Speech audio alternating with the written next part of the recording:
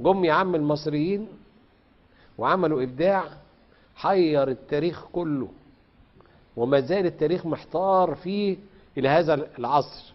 مش احنا بنقول احنا عصر العلم؟ مش كده؟ اتفرج بقى على الهرم، روح اتفرج على الهرم.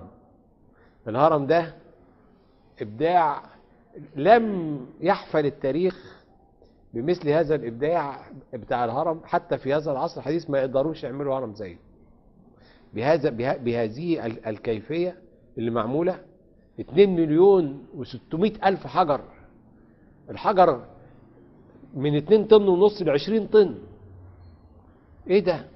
ويترفع 149 و4 من 10 متر فوق. ايه اللي بيرفع الحجاره ديت؟ طبعا كل الحاجات اللي هم قالوا لنا ان هي عملت الكلام ده كلها نظريات لا تقوم، ليست صحيحه. هم لسه مش عارفين ده حصل ازاي على هذه الارض. وهي لو كانت كده وبس كنا سكتنا. لا، ده تلاقي الحجاره ديت ملساء. انت عارف الجرانيت اللملس؟ احنا دلوقتي ما بنقدرش عشان تقطع حته جرانيت ولا تعملها املس، لا لازم الماظه. هم هيجيبوا منين الماظ؟ ده تلاقي حته مثلا الغرفه الملكيه، السقف بتاعها حته جرانيت، مش عارف كام طن، 20 طن ولا كام، ومعموله مرايه. عملوها ازاي ورفعوها ازاي ودخلوها ايه الكلام لا، واكتر من كده بقى. يقول لك بقى انت لما تجيب محيط الهرم ده اللي انت شايفه وتعمل النسبه بينه وبين ارتفاعه، تطلع اللي هي النسبه بتاعت طه اللي هي 22/7، اللي هي النسبه الثابته بين ايه؟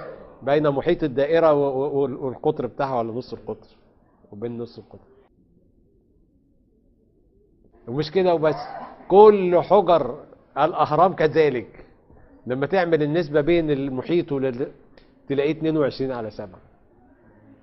وتجد ان الهرم معمول يا اخي باربع وجوه: وجه متجه الى الشمال، ووجه متجه الى الجنوب، ووجه متجه الى الشرق. وجدوا ان الوجه المتجه الى الشمال ده متجه الى الشمال المغناطيسي، مش الشمال الجغرافي. مين اللي علمهم الكلام ده؟ بين الشمال المغناطيسي والجغرافي 4 درجات.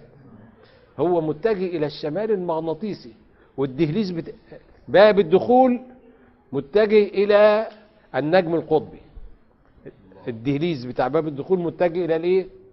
اي فلك هذا واي علم هذا واي ده الهرم ده مليان علوم، مليان علوم يا جماعه. حيرت فهم الناس يقول لك الحضاره بتاعت الفراعنه دي حضاره وثنيه. لا، ناس اثبتوا انها حضاره توحيديه، ووجدوا ان خنم خوفو ده ليس اسم ملك، لم يجدوا له اي سيره في تاريخ الملوك. قال لك ايه خنم خوفو ده؟ خنم خوفو باللغه الهيرو بتاعتهم الله جل جلاله.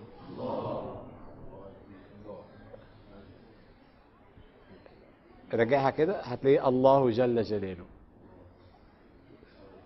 خنم خوفو.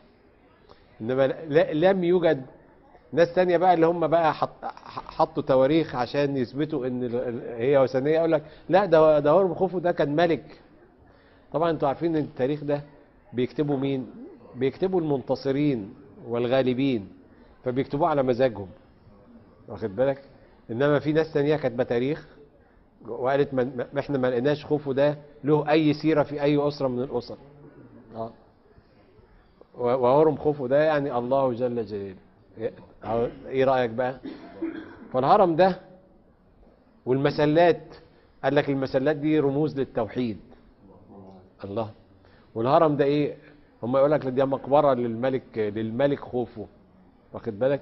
بقى انت متصور يعني ان الجماعه المصريين دول هيعملوا كل المجهود ده عشان مقبره لواحد ملك اسمه خوفو؟ لا طبعا.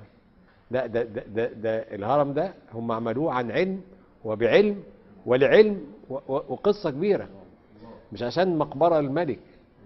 لا، ده حاجة محيرة التاريخ، حاجة محيرة العلماء، مش محيرانا احنا، العلماء دلوقتي هذه القطعة من الهرم، يعني حتة الصخرة ديت اللي هي 20 طن، عمرها ما تقدرش اي ونش يرفعها المسافة ديت. ايه الاوناش اللي هترفعها المسافة ديت؟ مفيش، الا لو كانوا هم بقى اخترعوا حاجة تمنع الجاذبية. هم دلوقتي الانتي جرافيتي دلوقتي ده علم عشان ازاي يمنعوا الجاذبية. هم كل اللي قدروا يعملوه ان هم يجيبوا كبسولة كده ما بقاش فيها جاذبية عشان يمرنوا فيها رواد الفضاء يبقوا سابحين في الفضاء ازاي. انما حتة زي الهرم دي يمنعوا فيها الجاذبية، حاجة كبيرة ومفتوحة كده، يعني عملوها ازاي؟ تمنع الجاذبية في مكان زي كده ازاي عشان ترفع الحجر ده؟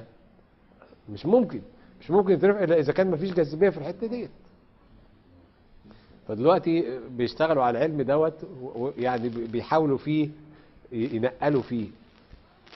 يقول لك لا، اصل الناس من الفضاء هم اللي جم عملوا ايه. طب ماشي، ناس من الفضاء، مين اللي استدعاهم؟ مين اللي استدعاهم وشغلهم عنده؟ مش كده ولا ايه؟ مفيش. اني اعلم ايه؟ كل ما تلاقي حاجه ابداع كده تقول ايه؟ اني اعلم ايه؟